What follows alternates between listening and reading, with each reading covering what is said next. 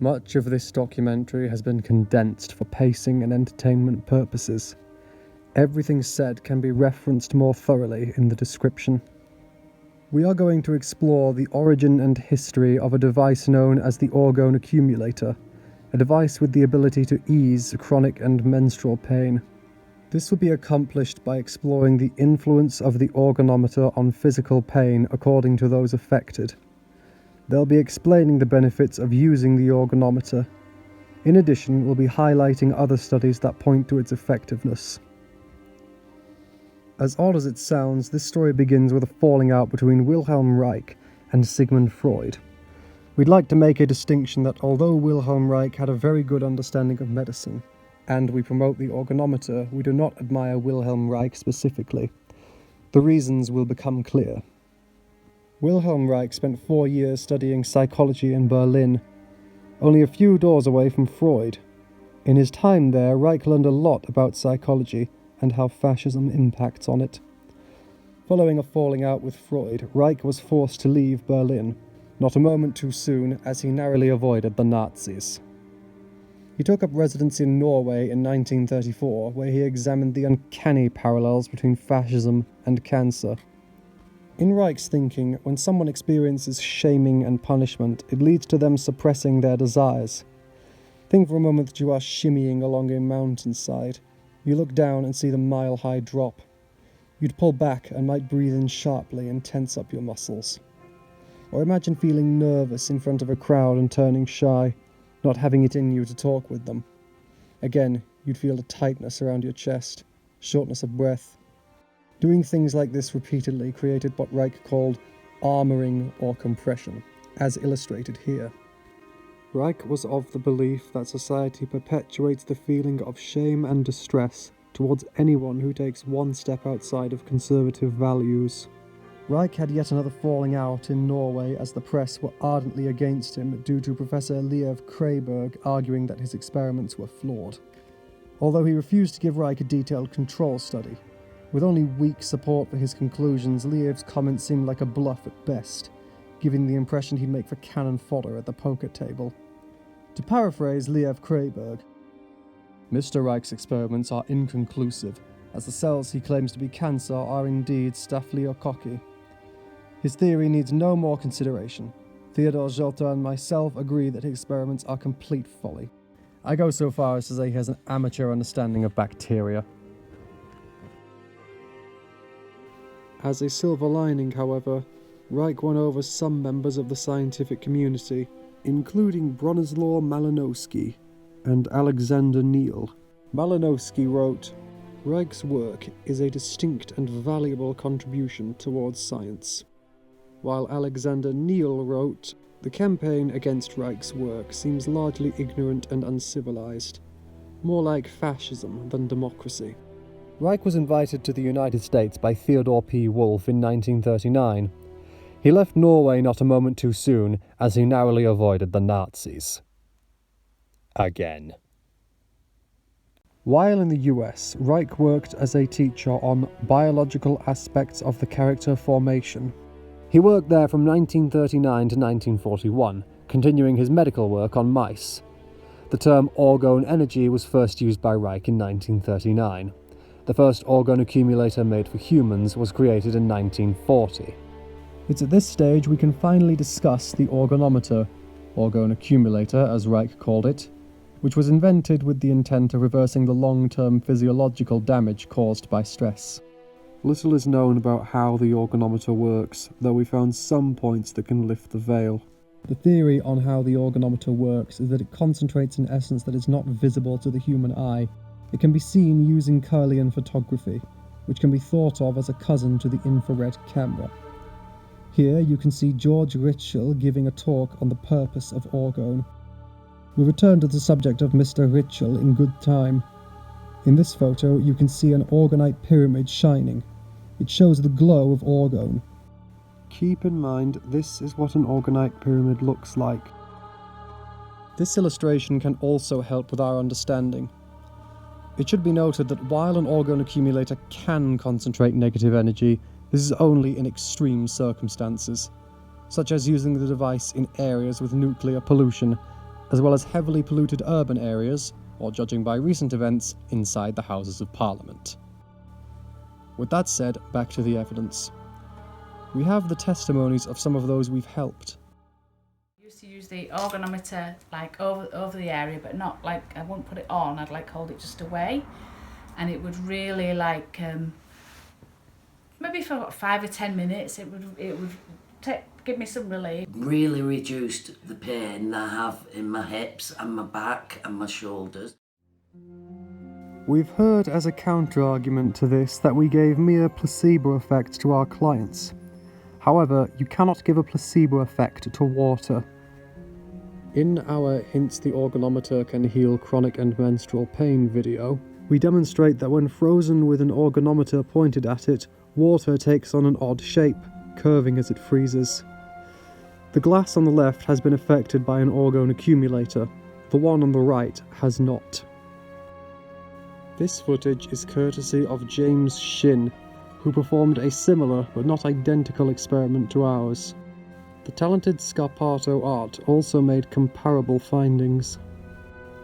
In addition, similar observations have been made by more modern scientists. Orgone energy has interesting echoes of Animal Magnetism by Anton Mesmer, Zero-Point Energy by Dr. Hal Puthoff, Psychotronics by Russian and Soviet scientists, Torsion Fields by Dr. Nikolai Kozriev, and Eloptic Energy by Thomas Galen Hieronymus. We also learned that the late Heiko Lasik performed many experiments that point to orgone energy being able to heal disease.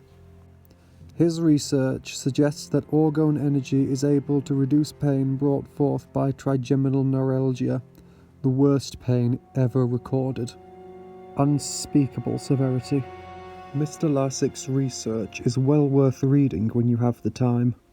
Using these points, you can see that the world's medical authorities have not properly studied or even considered the organometer's healing ability. The organometer works by layering ferromagnetic and non-ferromagnetic materials back to back. We have followed the instructions of 3 layers each since our earliest days, and it has served us well with around an 85% success rate. Reich tried to isolate what he now called orgone energy in order to study it, but he found that it was everywhere, permeating the universe. He got around this by using the schematics mentioned before. In December 1940, Reich wrote to Albert Einstein, inviting him to discuss the orgone accumulator. The following month, Einstein visited Reich's home in Princeton. Almost 5 hours passed as they discussed the orgone accumulator. Reich explained to Einstein that he discovered orgone was specific biologically effective energy which behaves in many respects differently to all that is known about electromagnetic energy. Einstein experimented with the orgone accumulator and found that there was a temperature rise within the device, but his assistant chalked up the effect of the accumulator to temperature inversion, as the floor of his basement was cooler than the ceiling. Reich then provided Einstein with a 25-page document, countering his statement that convection was to blame for the difference in temperature. Reich ran many experiments revolving around the organometer and temperature. Reich noted that the temperature difference stayed the same when he placed a horizontal plate above the organometer, wrapped it in a blanket, buried it underground, and hung it from the ceiling. He also noted that the temperature difference was more marked in open air. Einstein gave no response for 3 years. This led Reich to warn him that he'd publish their correspondence, compelling Einstein to respond that he didn't have time to examine the orgone accumulator anymore. This is quite an odd response. Reich decided to publish their correspondence in 1953, under the title The Einstein Affair. Additionally, in 2001, Paolo and Alexandra Correa disproved the theory that Einstein's assistant gave, ruling out the possibility of convection as an explanation. In 1941, Reich wrote to his followers, saying, "The organometer is definitely able to destroy cancerous growth." This is proved by the fact that all of the tumours in the body are disappearing or diminishing. No other remedy in the world can claim such a thing. This is among the boldest claims ever made, but in light of everything we've seen so far, we believe it is plausible, since it improves the immune system directly rather than weakening the disease it's fighting. This makes it a very dynamic type of medicine. If you think either we are onto something or we've gone off the deep end, stick around until this documentary concludes. As well as the advocates we found that spoke of it reducing their chronic pain, we have some women that can attest it reduced an age-old pain. It also helps with my menstrual cycle. The organometer helped me by reducing menstrual pain from an 8 out of 10 to a 1 out of 10. This was a huge help during a hard phase of my life. Strongly recommended for pain relief. Also useful in reducing leg and head pain. Yes, the day has come that we may wave goodbye to this pain.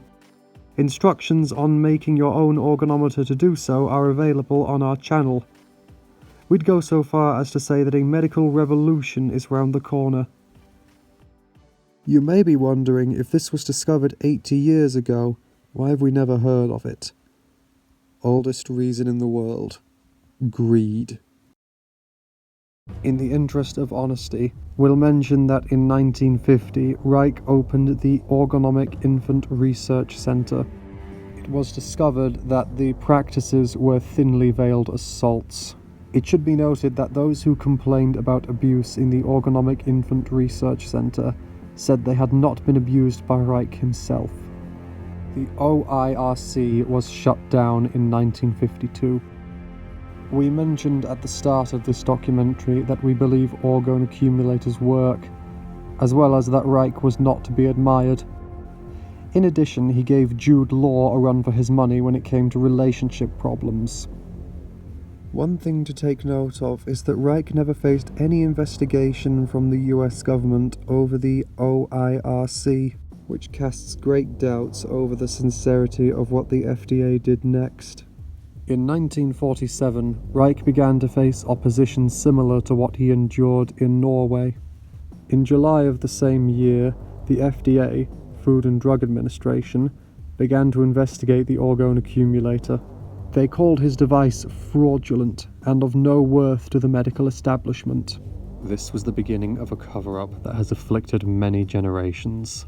In 1951, the stress and maligning that Reich had received from Freud, the Nazis, the Norwegian press, the US press, and the FDA had taken an enormous toll on his mental health.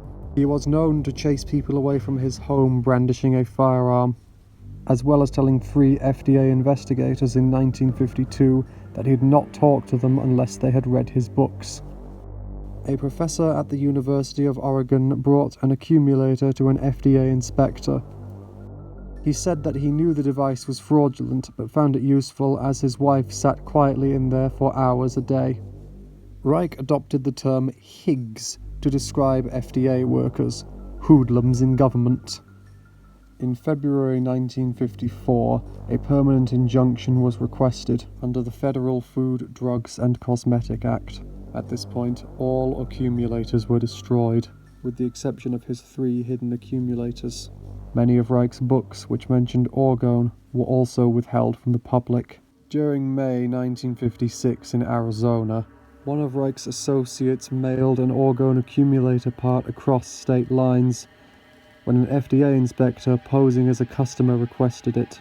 The jury found Reich and his associate guilty on May the 7th, 1956. They were sentenced to 2 years. This sentencing was lightning quick, as it took place within less than 1 week of the offence. In a move with a chilling resemblance to that of the Nazis, the FDA spent summer of 1956 burning Reich's books, making a desperate attempt to keep the public in the dark about his discoveries. Given the presence of this documentary, we can state that their efforts were futile.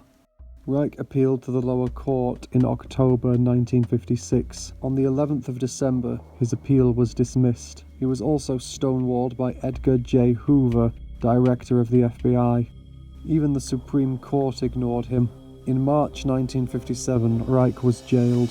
psychiatrist Richard J. Hubbard was tasked with examining the man he once admired, and he found himself identifying Reich as a paranoid, deluded man, though as our experiments prove, he was onto something.